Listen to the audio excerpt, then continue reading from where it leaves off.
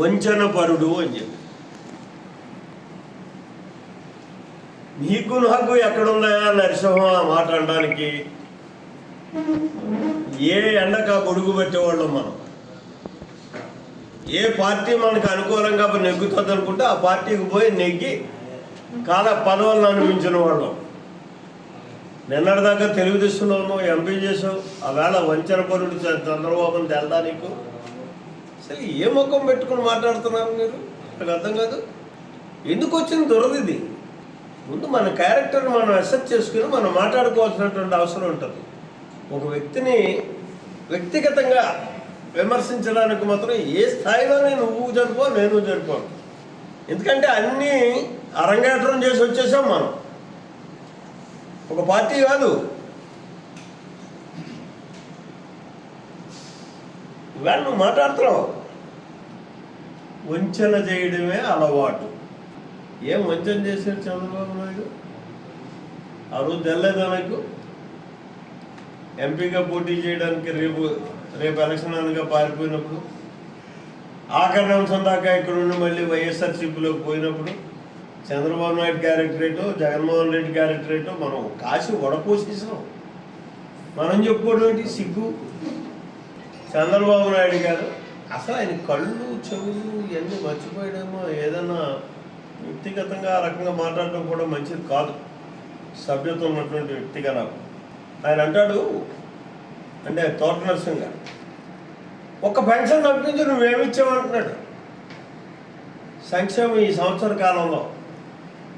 అరే చంద్రబాబు నాయుడు గారు ఇచ్చినటువంటి, ప్రభుత్వం ఇచ్చినటువంటి గ్యాస్ బండ్లు కనపట్టలేదా? నీకు ఉచితంగా 3 గ్యాస్ బండ్లు ఇస్తానన్నట్టు ఇచ్చాడు, అమలు చేశాడు. అది కనపడలేదా? తల్లికి వందనం 10,000 కోట్ల రూపాయలు రెడీ చేసి 98% వాళ్ళకి ఇచ్చినటువంటి పరిస్థితి ఉంది. కేవలం 2% టెక్నికల్ మిస్టేక్స్ వల్ల ఆగింది. అది కూడా ఇచ్చుకుంటూ వస్తున్నాం. ఆ టెక్నికల్ మిస్టేక్స్ అన్నీ కూడా సరి చేసుకుంటూ ఇచ్చుకుంటూ వస్తున్నటువంటి పరిస్థితి. అది కనపడలేదా నీకు?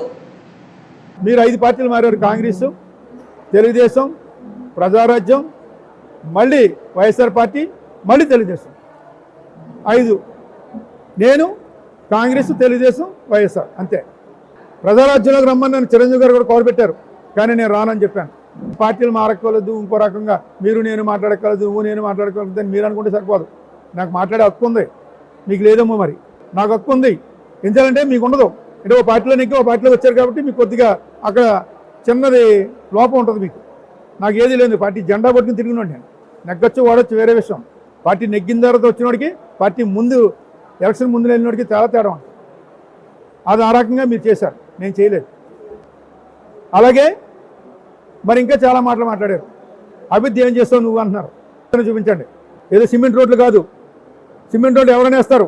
గ్రామాల్లో గ్రామ సర్పంచ్ వేస్తాడు, మండల ప్రెసిడెంట్ వేస్తాడు, ఒక జడ్పీటీసీ వేస్తాడు, ఒక ఎమ్మెల్యే వేయచ్చు, లేకపోతే ఎవరైనా వేయచ్చు, ఒక ఎంపీ వేయచ్చు సిమెంట్ రోడ్లు అన్నది.